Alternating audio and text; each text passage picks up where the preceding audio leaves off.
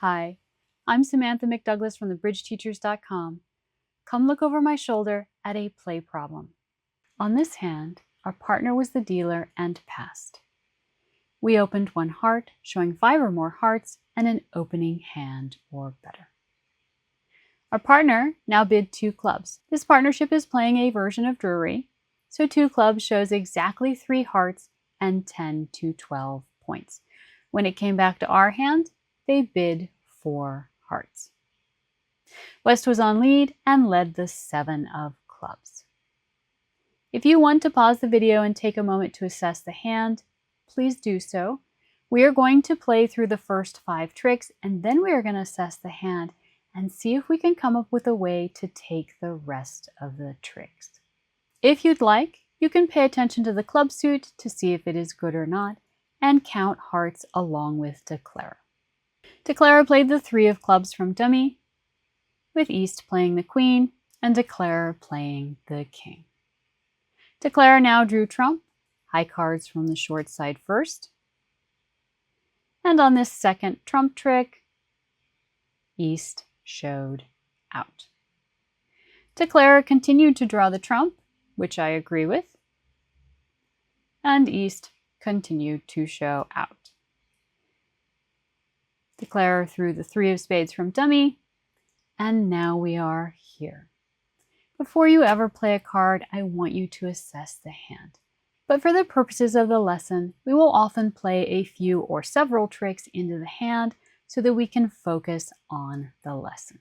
Let's assess the hand. What are we going to count? Losers.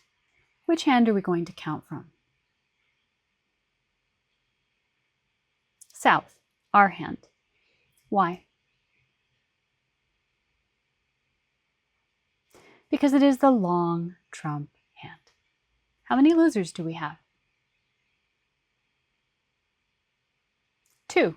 We have 3 clubs. We have the top 4 clubs, so we aren't in danger of losing any club tricks. Similarly, we have 2 diamonds, and we have the top 2 diamonds, so we are not in danger of losing any diamond tricks. In spades, however, we have 2 spades, and we are in danger of losing both of those tricks. In hearts, our heart is the only heart, so we are not in danger of losing any heart tricks. We're making this hand. But the more tricks we can take, the more points we get.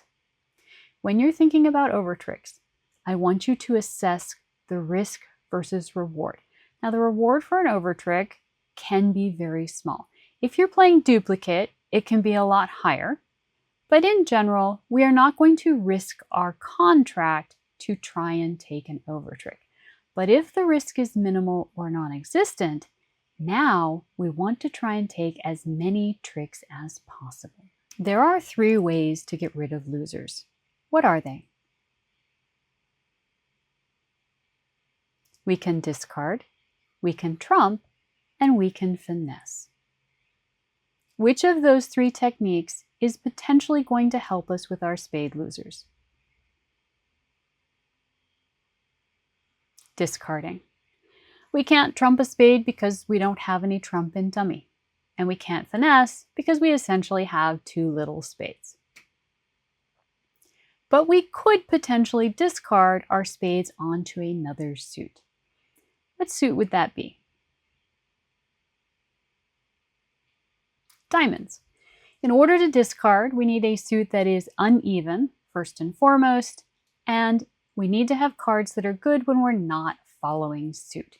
So we can't discard onto the club suit because the club suit is even. In other words, every time we play a club, we're going to have to play a club, so we won't be able to play a spade. But in diamonds, the suit is very uneven. We have 5 on one side and 2 on the other.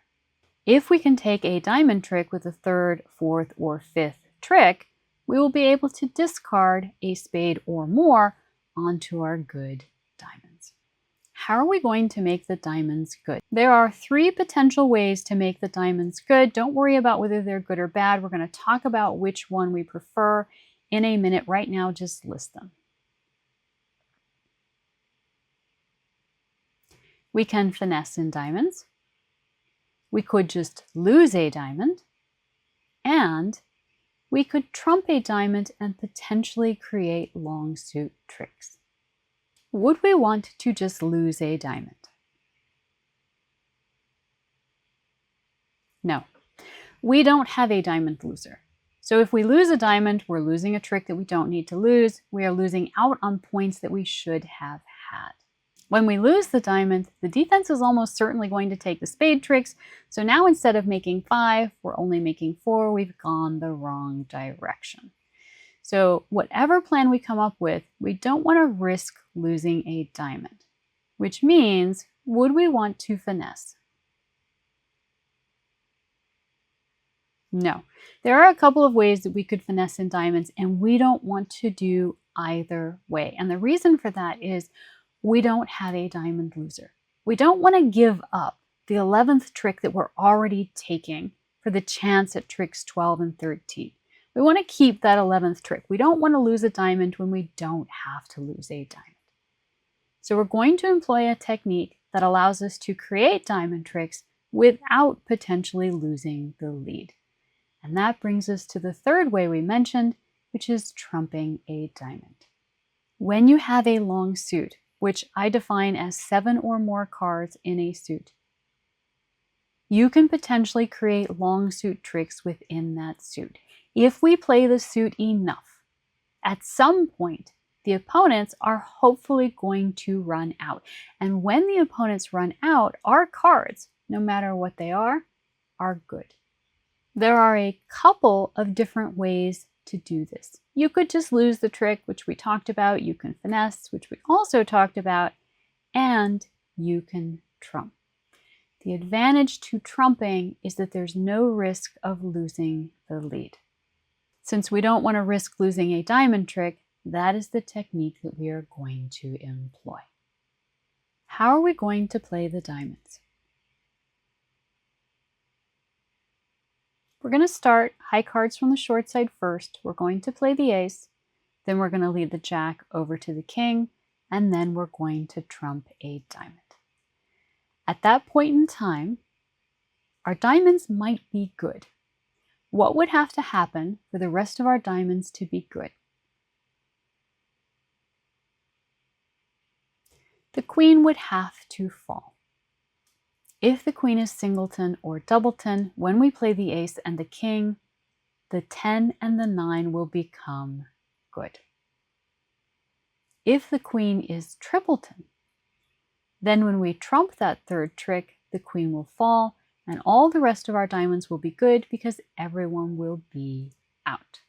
We are going to use this last trump, the 5 of hearts, to make our diamonds hopefully good. Now it's possible that our diamonds won't be good after we trump a diamond. If the diamonds are splitting 4 and 2 and the queen is on the side with the 4, the diamonds won't be good. If the diamonds are 5 and 1, we'll actually know that on the second trick, and we will either know that we cannot create extra diamond tricks or we know that we will be able to create one with a roughing finesse. I know I said we weren't going to take a finesse, but if we know for a fact where the queen is, then there is no risk. We are not going to risk losing a diamond trick. But if somebody shows out on the second trick, there is no risk because we know where the queen is. If we can make the diamonds good, we will get 2 very nice over tricks, and if not, we'll still be making 5. Should we play all 3 clubs before we play diamonds? No. Why not? Because we need to get to dummy to get to the good 4th diamond. And the only way to do that is with a club. I know that it is super tempting to play a long suit that you have and force the opponents to discard. And sometimes that is a very effective technique. But when you do that, make sure that you are not putting yourself in the position of having to discard, which we wouldn't, because in clubs we have to follow suit. But also make sure that it's not costing you transportation. This club suit is a beautiful way to get back and forth between the 2 hands. If we cash all 3 of those clubs, we can no longer use the club suit as transportation. On a hand like this, where the opponents have a plethora of spades to discard. Playing the club suit is not going to help us, and if we play too many, it could cost us the transportation we need to get to that good diamond. The person with the queen of diamonds is unlikely to throw a diamond, looking at all of those beautiful diamonds in dummy. So let's see how this works. We're going to start by playing the ace of diamonds. You could, by the way, play 2 rounds of clubs without costing yourself transportation, and if you want to do that, go ahead. We're now going to lead the jack of diamonds. This might entice West to cover. That would be an error, so West is not going to. We're now going to play the king because, again, we don't want to take the risk of losing a trick that we shouldn't be losing. How many diamonds are now outstanding? 2. And which one do we care about? The queen. So what are we going to do now? We're going to continue on with our plan. We are going to trump a diamond. It doesn't matter which diamond you lead to trump. There are slight advantages to leading the 10 and slight advantages to leading the 5. If you lead the 5, you don't have to count the diamond suit at all. You just have to look for the queen. If the queen falls, the 10 and the 9 are good, and if the queen doesn't fall, the 10 and the 9 are not good. If you lead the 10 and East has both diamonds, they might cover the 10 with the queen, whereas they would not cover the 5 with the queen. So slight advantages to both paths. We are going to go ahead and play the 10. I think this is slightly superior since we feel confident counting the suit. And it doesn't matter anyway, because as we trump this trick, the queen has fallen. And this is the third trick, with both defenders having played 3 diamonds, which means the defense is now out of diamonds. We are in our hand, which is why we didn't play all of the clubs, so that we can cross over to dummy, play our 2 good diamonds, discarding our not good spades, and taking the rest of the tricks for a very nice score. Let's go back and look at all 4 hands. When we want to set up a long suit, one of the techniques that we have that is really useful is trumping. We can play the ace of diamonds and then the king of diamonds and trump a diamond. And because the diamonds are 3 and 3, the opponents will now be out of diamonds and the rest of our diamonds will be good. This is an incredibly useful technique that will improve your score because, of course, the more tricks we take, the better our score is. Thank you. Whether you're traveling or staying at home, be sure to keep your bridge brain engaged. Like and subscribe for more hands and insights.